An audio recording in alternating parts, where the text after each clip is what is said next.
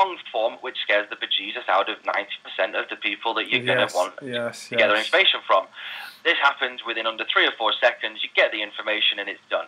They don't have to give you any other information. We gather all that for them. Jamie, let's show an example, please. Okay, I'll show you an example. So we're on the screen now. Let's see the example. Let's see these opt-ins so people can see how easy it is for somebody to register. I'm sure a lot of people out there, they're used to doing their name and email address and then clicking submit. Yep. Sometimes they have to double opt-in, but using these apps, obviously we can bypass that, which is fantastic, and get straight to delivering emails. So I can see right now you've got your SendReach screen. Okay, that's your launch date, so that's 6 days from now.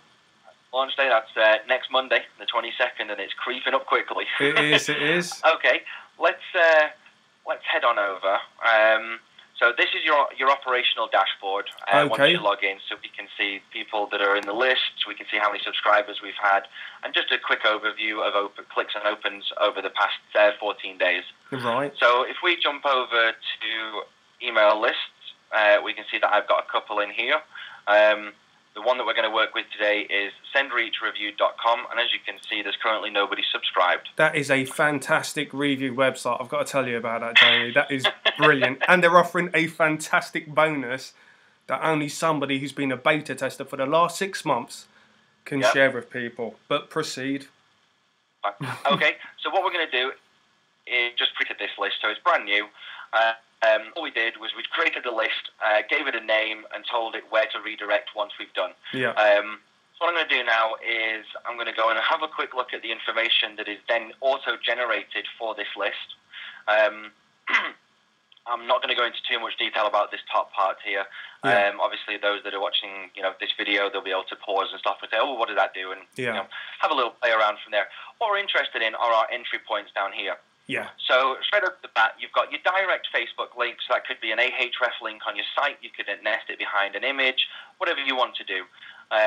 We've got registration plugins, so the user can actually see what information we are going to get before they do it. Jamie, 1 second, mate. I didn't know about this. You telling me, so you've got a simple direct link where you can put an image, put it within an image to say, like, register, and it would register, for example, Facebook information?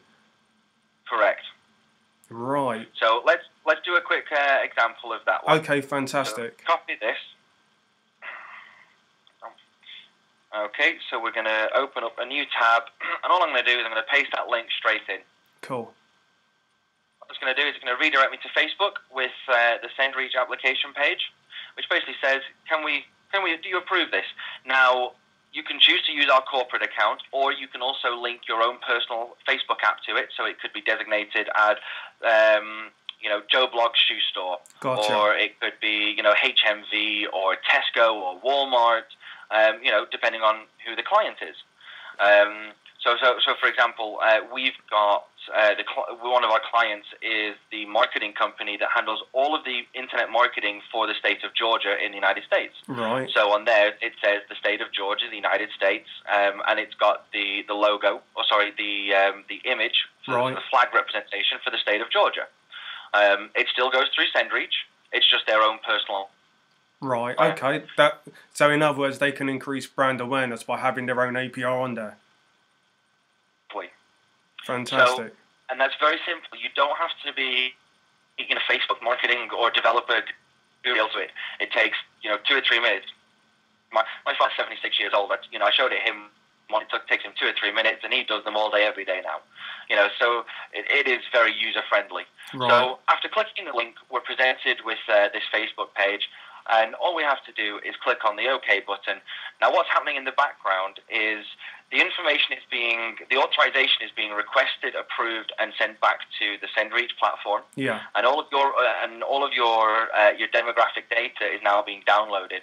So what's happening is my full name, as is in Facebook, my Facebook registered email address. So this isn't just a throwaway email address. This is actually the email address that I used to register with my Facebook account. Now, 98.1, 98.2% of people actually use their everyday I'm going to check it 50 times a day, email address with their Facebook account. So you're not getting someone throwaway email address or one that they specifically use that they know is going to get spammed. Yeah. So as you see, it's forward us off to the thank you page, which right now is set to sendreachreview.com. Yeah. So what we're going to do, now you can customize that. So in the URL, it could actually, there is the option to pass the variables to customize the thank you page. So right now, your page could say, thank you, Jamie, you've just signed up. Or it could say, we just sent you an email, an autoresponder to my email address. Yes. You can personalize your thank you pages as well. Yes. So if I close that, jump back to our operational dashboard. Yeah. And if I now go and have a look at subscribers, you'll notice that there's one subscriber in there. Okay. Now, this was one of my dev accounts with an alias Craig Davenport, but you'll notice there's a nice little Facebook icon, so we know that it's been verified by Facebook. Yeah. Email address automatically populated. Now, it's green because we went through the API of Facebook, so it's automatically classed as a double opt-in. Right. And now we can go and have a look at, and then you've got the time and date when the registration took place. So if I go and view the information, so therefore you've automatically got my profile picture, which you can include in outgoing emails. Yeah. So again, you can reach that personalization. You've got my age, my gender, my real-world email address, the country that I'm in. Right now, because we're still pre-launched, I'm highly embarrassed about this. It does actually currently say array for movies and music. Yeah. In about sometime in the next hour, our demographic profiling script is actually going to go out and get the missing information, and it won't say array. What that should say right now is currently pending. Right, okay. So that's a little bug which we obviously need to address. Right. So that's the information as it stands right now. So that's me in there and confirmed. What I'm going to do is I'm going to jump back and just quickly show you a couple of the other entry points that we've got here. Yeah, great. So not only do we just offer a direct link, we offer, you can copy and paste this script here onto a web page, and it would bring in, I don't have that example set up, but what I can show you is Facebook's interpretation of it. Yes. Registration.